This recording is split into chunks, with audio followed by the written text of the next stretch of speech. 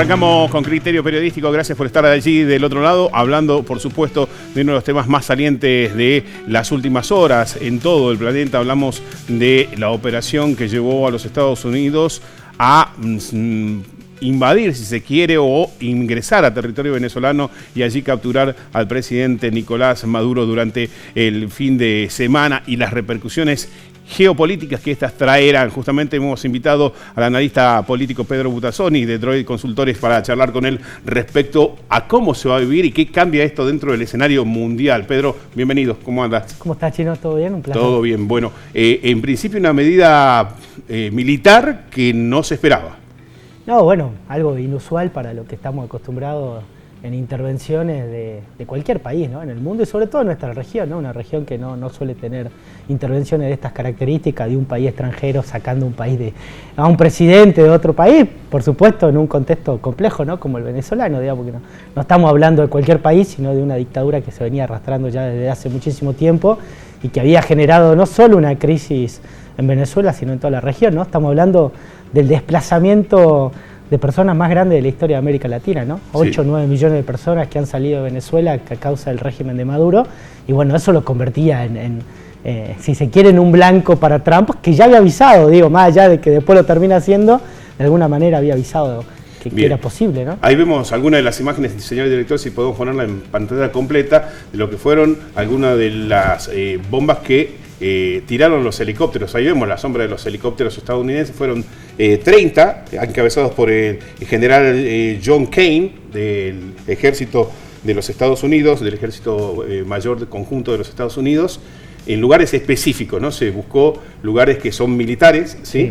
Entre ellos, y me llamó mucho la atención porque esto se conoció casi un día y medio después, entre los lugares estaba donde guardaban todos los colectivos que se usaban para este ejército paramilitar de civiles armados que salían un poco a regentear, a controlar a la gente, ¿no?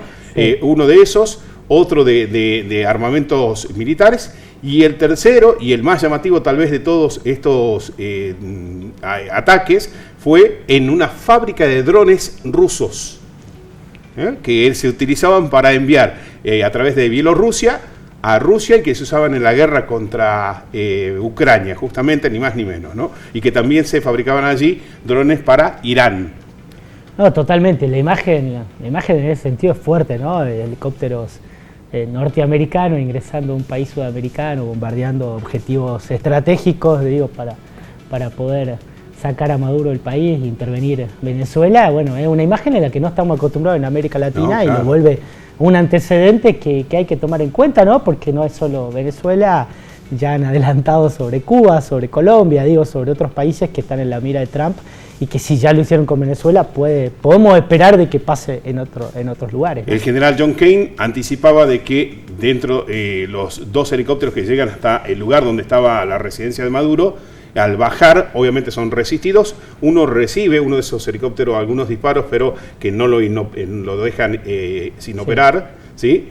Finalmente logran bajar a la guardia y después se conoce que casualmente la guardia militar que rodeaba a Maduro eran 32 cubanos, que luego reconfirma Cuba de que eran soldados cubanos que estaban allí, lo cual también reconfirma la relación y la intervención y la importancia de Cuba dentro del gobierno y del régimen, ¿no? No, totalmente, esa relación Venezuela-Cuba, bueno, con otros países también, como Nicaragua, digamos, dentro de la región, ha sido importante ya desde las últimas décadas, desde que empezó a gobernar Chávez en sí mismo, porque bueno, son países que se han ido aislando, si se quiere, del concierto internacional clásico y aliándose a países que son mucho más conflictivos, ¿no? Como Irán, como Rusia, como algo de China y países de la región que no estaban dentro del marco o el sistema democrático de nuestros países, ¿no? Tal cual, lo cual también un poco deja a las claras que el manejo político total no lo tenía Maduro tampoco.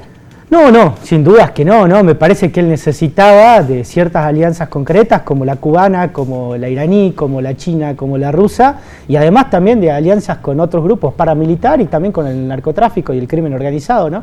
Me parece que el régimen solo era posible sostenerlo a partir de un control policial muy fuerte de la sociedad, de perseguir medios, de perseguir opositores, de perseguir a cualquier persona que se animaba a criticar el régimen, y que eso necesitaba de ciertas alianzas, ¿no? Bueno, después en helicóptero fueron trasladados desde esa residencia allí en helicópteros estadounidenses, que eran 30 por cierto, que volaron a muy baja altura hasta uno de los buques que los estaba esperando en alta mar, y desde allí trasladado rápidamente a los Estados Unidos, que fue, si se quiere, el operativo más rápido de traslado, ¿no? Maduro y su mujer, que fueron justamente llevados rápidamente a alta mar para tratar de evitar cualquier otro tipo de enfrentamiento. De enfrentamiento, sí, aparte recordemos Venezuela y la costa de la Florida, Miami y demás, está dividido solo por el Mar Caribe, ¿no? Es muy cerca de Estados Unidos.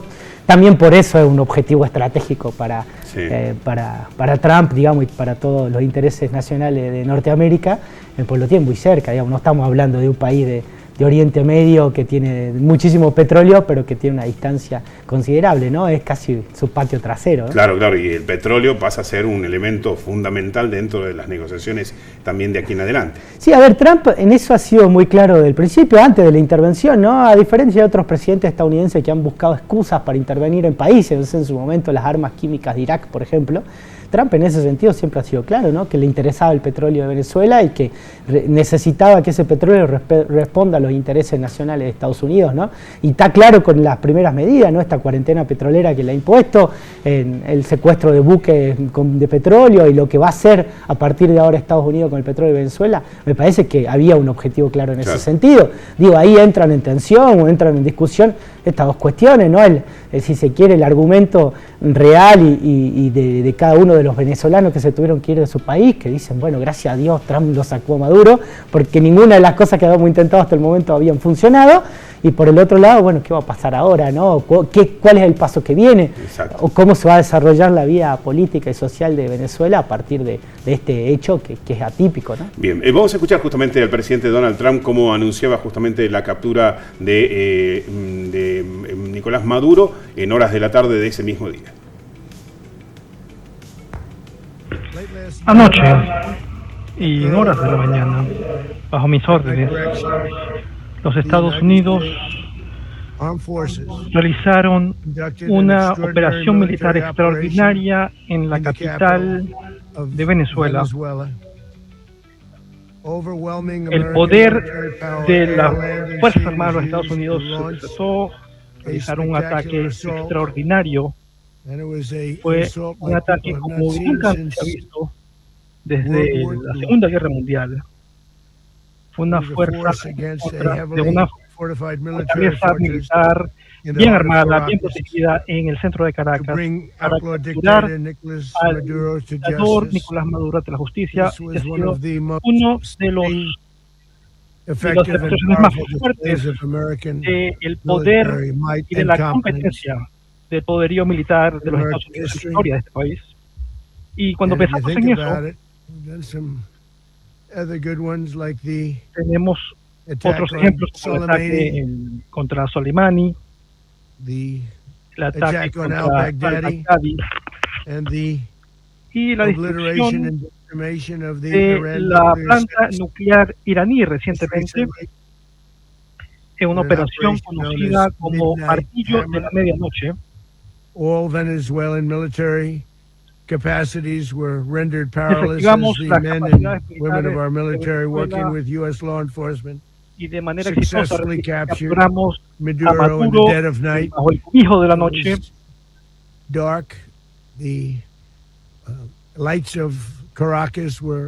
En gran medida se fue la luz en Caracas y gracias a cierto conocimiento que teníamos, sabíamos que iba a estar oscuro. Fue un ataque letal. Capturado junto con su esposa, Cilia Flores, ambos ahora van a tener que enfrentarlos al sistema judicial de este país. Maduro y Flores han sido acusados ante el Distrito Sur de Nueva York, Jay Clayton, Anoche estaba el presidente Donald Trump, un poco un fragmento nada más de lo que fue este mensaje que dio junto a todo el equipo que encaró, si se quiere, este operativo desde tierra en los Estados Unidos, dirigido por John Kane, ¿no? Sí. Impresionante el nivel de conocimiento, además, que fue largando después poco a poco en distintas entrevistas de cómo él lo vivió en vivo, mirando a través de la pantalla. Como si fuera casi una película, sí, ¿no? Como si cual. hubiera estado viendo el operativo casi en vivo y en directo en una pantalla, ¿no? Bueno, también hablando de la tecnología militar que maneja Estados Unidos en relación a cualquiera de nuestros países y que tiene esa fuerza o esa capacidad de poder intervenir y sacar un presidente casi sin hacer ruido, ¿no? Lo cual es bastante llamativo y creo que son pocas las naciones en el mundo que pueden hacerlo con esa precisión, ¿no? Bien. Otro tema que nos llamó mucho la atención y al mundo en general es que hoy ya Maduro fue trasladado, y vamos a ver imágenes de cómo fue trasladado, a declarar ante la justicia rápidamente, ¿no? Sí, porque él ya tenía pedido de captura dentro de la justicia estadounidense y tal vez el argumento legal que tiene Trump para decir por qué lo fueron a buscar adentro de Venezuela, ¿no? Cuando le dicen, bueno, legalmente, ¿de dónde te agarrás? Dice, bueno, porque nuestros tribunales habían pedido la captura y fuimos, lo capturamos y lo trajimos para que lo juzguen, ¿no?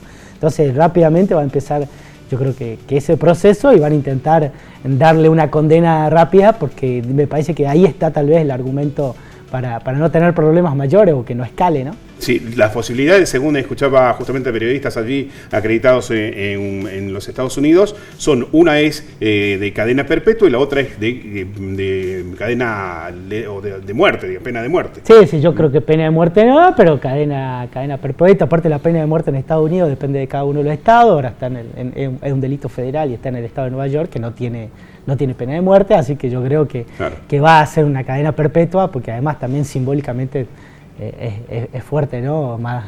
Matar, si se quiere, o terminar con la vida yo creo que ejemplifica más teniéndolo preso que matándolo, ¿no? Se transforma en mártir también. Sí, lo volvés mártir y nada, sería mucho más polémico, sí. Tal cual. Y vamos a escuchar, porque esto mientras pasaba, ayer la vicepresidenta Delcy Rodríguez de Venezuela también publicaba un comunicado haciendo referencia a la situación y justamente a la captura de Maduro.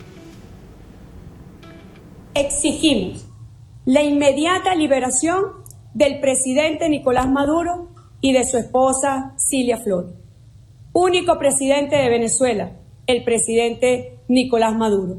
Aquí está el alto mando más importante del Estado venezolano, el alto mando militar, el alto mando del Estado, el alto mando del Consejo de Vicepresidentes. Están conjugados todos los factores políticos del poder nacional en Venezuela. Exigimos la inmediata liberación del presidente Nicolás Maduro y de su esposa Cilia Flores. Único presidente de Venezuela, el presidente Nicolás Maduro. Aquí está el alto mando más importante del Estado venezolano, el alto mando militar, el alto mando del Estado, el alto mando del Consejo de Vicepresidentes. Están conjugados todos los factores. Bien, ahí estaba Delcy Rodríguez, que ya hoy juró como presidenta provisoria, ¿no? Provisional, para no llamar a elección. Totalmente, ¿no? Es como una presidencia encargada, sabiendo que Maduro sigue siendo el presidente, ¿no? Pero además sacó otro comunicado ayer a la noche Delcy Rodríguez, donde invita a Estados Unidos a la colaboración y a tener una agenda de cooperación para los próximos meses, ¿no? Lo cual, eso me parece lo más llamativo. Digo, sacado Maduro del poder, Delcy Rodríguez no toma una postura intransigente ni confrontativa con Estados Unidos. Por lo menos es una postura táctica. Es una postura táctica de llamado al diálogo, a terminar con la confrontación y a empezar una agenda de cooperación, lo cual es todo un dato que nos puede hacer anticipar de que Estados Unidos tiene conversaciones previas al golpe en Venezuela, o que tenía conversaciones previas al golpe de Venezuela con la vicepresidenta y con parte de la cúpula, tanto política como militar de Venezuela. Tal cual. Sin embargo, hoy llamó mucho la atención de que los sistemas de seguridad, o sea, del régimen, siguen funcionando igual. 7 periodistas argentinos fueron detenidos. ¿Sí? Sí. 5 de ellos fueron liberados, los otros 2 todavía estaban intentando ser liberados, lo cual muestra de que el régimen sigue con el funcionamiento. Y en eso el Marco Rubio, el secretario de Estado de Estados Unidos, ha sido muy claro. Dice, lo que nos tiene que preocupar ahora son las próximas semanas y los próximos meses, ¿no? Cuando le preguntaban, bueno, ¿van a poner a Corina Machado como presidente o a Urrutia, el presidente que había sido electo en principio las elecciones pasadas? Y él dijo, no, nuestras negociaciones hoy son con lo que ha quedado del régimen, sabiendo que tienen el control todavía policial, militar, territorial, digo, ¿no? No pueden empezar una transición sabiendo que el control de la calle, del territorio, lo siguen teniendo las unidades de Maduro, ¿no? Y será donde habrá que trabajar seguramente, ¿no? Ahí va a estar el gobierno de Estados Unidos intentando hacer la transición, por eso la presión con el petróleo, por eso la presión económica, la presión militar, sabiendo que tienen que hacer que el régimen afloje, sacando a su líder máximo como Maduro, ¿no? Tal cual. Vamos a hacer una breve pausa, volvemos para hablar qué pasa con la relación de Estados Unidos, Venezuela y Latinoamérica y el resto del mundo. En un ratito, no se vayan.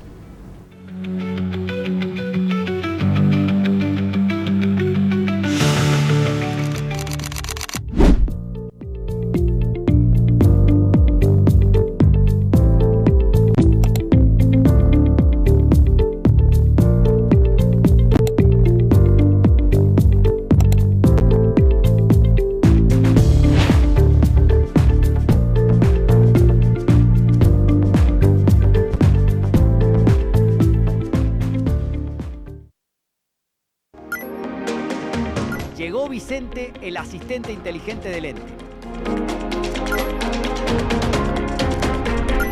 Está disponible las 24 horas para vos.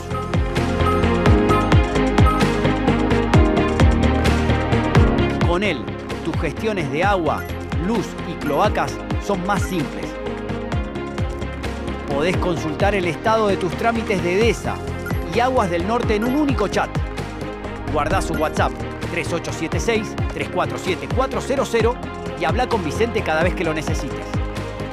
Ente, siempre presente.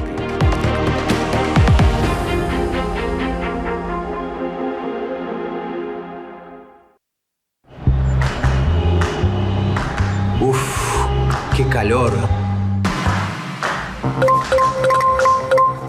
Tranqui.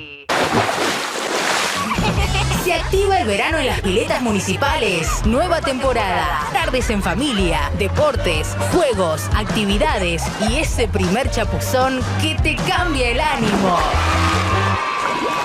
Vení a disfrutar, refrescarte, divertirte y hacer del verano tu mejor plan. El Samena, Vitale y Perón se activan para vos. ¡Prepárate! Municipalidad de Salta.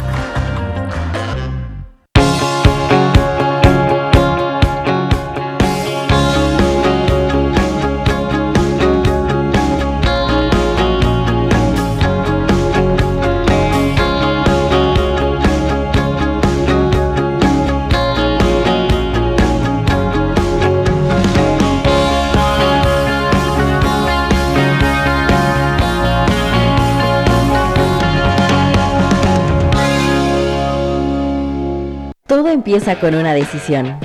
Creer en vos, descubrir tu propósito, formarte para dejar huella. En Ucasal te damos las herramientas, los espacios, las personas, para que tu historia empiece a tomar forma. Ucasal, construí tu historia.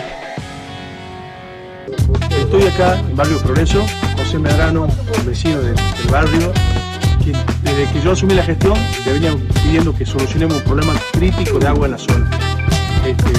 Todos los días los vecinos acá me piden asistencia para que podamos mandar un camión con agua.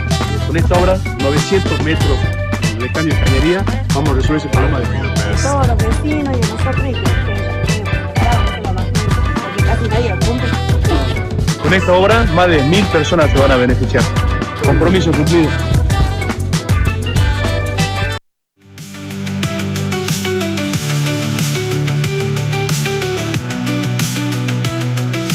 Seguimos con Pedro Butazoni, licenciado, analista político, director de Droid Consultores, hablando un poco sobre lo que pasó. Y Donald Trump fue entrevistado en las últimas horas también a bordo del Air Force One, el avión oficial de los Estados Unidos, que siempre va con los acreditados de prensa, y habló sobre Cuba. Vamos a escuchar qué es lo que decía justamente referente al régimen. Vamos a verlo porque está subtitulado, y presten atención porque es muy específico a lo que dice respecto a Cuba y su relación con el régimen de Nicolás Maduro.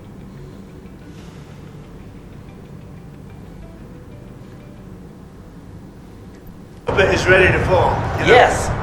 Cuba looks like it's ready to fall. I don't know if they're going to hold out. But Cuba now has no income. They got all of their income from Venezuela, from the Venezuelan oil. They're not getting any of it. And Cuba literally is ready to fall. And you have a lot of great Cuban Americans that are going to be very happy about this. Are you considering U.S. action in Cuba? We're not. I think it's just going to fall. I don't think we need any action. It looks like it's going down. It's going down for the count. You ever watch a fight? Yeah. They go down for the count. And Cuba looks like it's going down. Cuba is ready to fall. You know? Yes. Bien, ahí estaba el presidente Trump diciendo Cuba está lista para caer. El ingreso económico que tenía venía de Venezuela y sí la relación política con Venezuela. Pero Cuba está, ayer veíamos también algunas manifestaciones de la gente en la calle sin luz, sin alimentos, sin agua. Sí, bueno, ya es un clásico cubano, ¿no? Desde que tiene impuesto el bloqueo, bueno, desde que inició el régimen de Fidel Castro, que viene con complicaciones económicas y que siempre depende de la potencia extranjera o regional de turno, ¿no? En algún momento de la Unión Soviética, algo de China, algo de que pueda aportar Venezuela, pero siempre ha dependido demasiado, ¿no? Si hoy no tiene ingresos por parte o que le lleguen de Venezuela, va a empezar a tener complicaciones. Por eso, de alguna manera, Trump anticipa la caída, no necesariamente por un golpe directo de Estados Unidos, sino por el contexto económico que se da, ¿no? Bien, ahí vemos algunas de las manifestaciones en Chile y en Argentina y también en el resto del mundo, ¿no? De ciudadanos venezolanos que partieron de su país justamente como refugiados y que vieron esto como un gesto de liberación, a pesar de que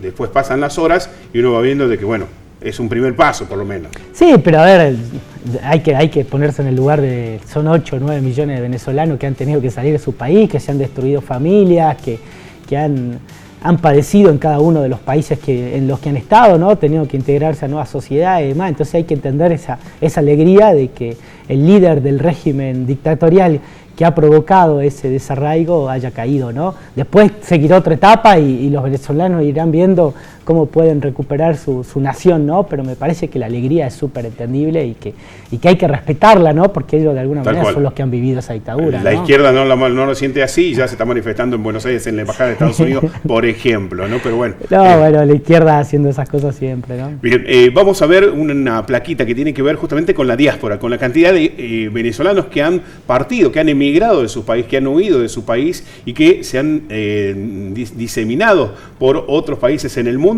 Son, como decía Pedro Butazzoni, cerca de 8 millones. La diáspora, ahí la vemos, son más o menos 800.000 en Estados Unidos, 700.000 en España, 100.000 en México, 125.000 en República Dominicana, 672.000 en Brasil, 197.000 en Argentina, 166.000 en Perú, 729.000 en Chile. Chile tiene mucho a pesar de que está lejos, ¿no? Ecuador 440 y así dispersos 8 millones de venezolanos en los últimos años o por razones que tienen que ver con la dictadura, justamente, ¿no? Es que es imposible comprender Venezuela si no entendemos este contexto, ¿no? Es el desplazamiento externo más grande de la historia de América Latina, algo que nunca había sucedido, que la mayoría se ha quedado en países latinoamericanos, entonces nosotros también los vivimos en nuestros países, ¿no? Nosotros si vamos, Salta tal vez se vive poco, pero si vas a Buenos Aires vas a encontrar un venezolano haciendo Rappi, manejando un Uber, atendiendo un local comercial, ¿no?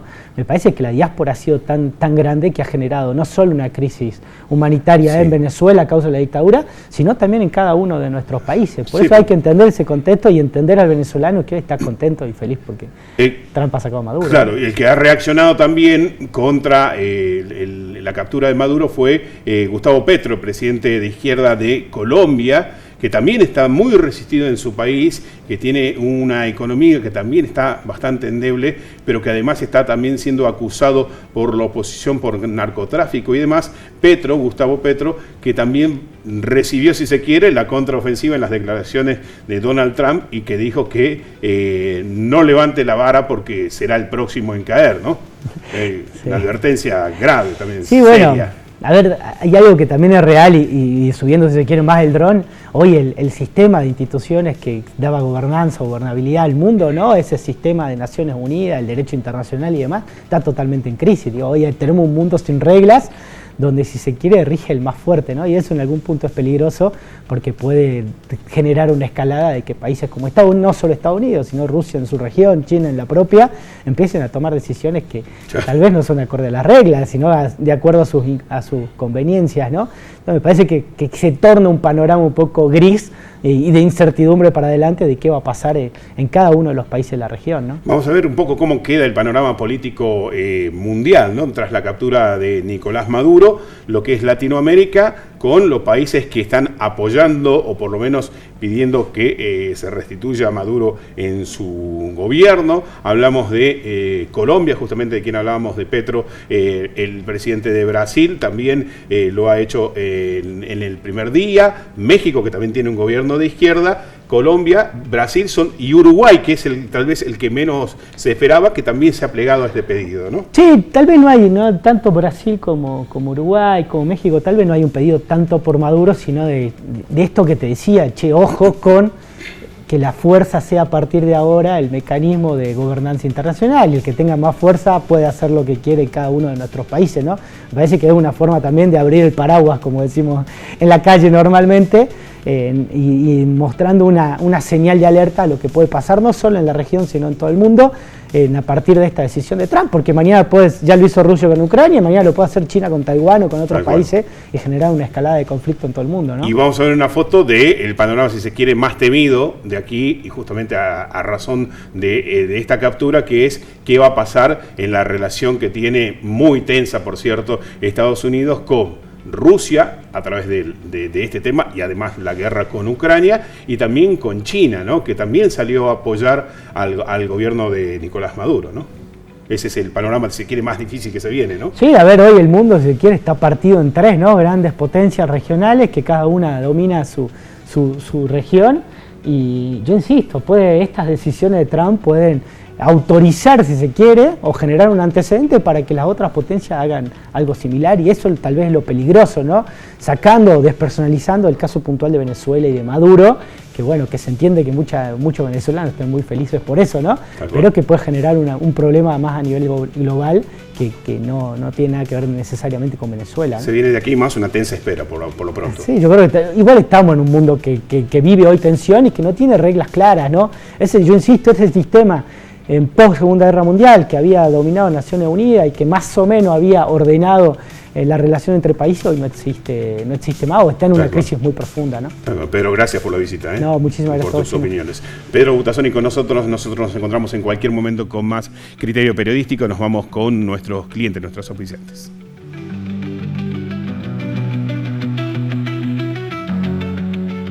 Recursos energéticos, minería salteña, litio, potencia, desarrollo, trabajo, rutas, progreso, energías renovables. Salta. REMSA, Gobierno de Salta. Árbol de la Vida, un espacio inclusivo para aprender, crecer y disfrutar, destinado a niños y jóvenes con discapacidad. Nuestro centro brinda un acompañamiento integral para potenciar cada capacidad, acompañar a las familias y favorecer el desarrollo personal. Actividades grupales e individuales, arte, deportes, pedagogía, acompañamiento escolar, con un equipo de profesionales comprometidos y un ambiente cuidado. Inscripciones 2026 abiertas. Árbol de la Vida. Comunicate al 3876-150202. Somos el Consejo Deliberante y estamos en Avenida República del Líbano 990, al lado del Balneario Samena. Aquí encontrarás profesionales dispuestos a ayudarte de manera gratuita. Contamos con un centro de mediación, una oficina de asesoramiento de casos por violencia de género y o discriminación, y con un espacio informativo destinado a víctimas de siniestros viales. Además, te ayudamos a tramitar condonaciones de impuestos y tasas municipales. Acércate o contactanos por nuestros canales de comunicación. Consejo Deliberante de la Ciudad de Salta. Un consejo más cerca tuyo.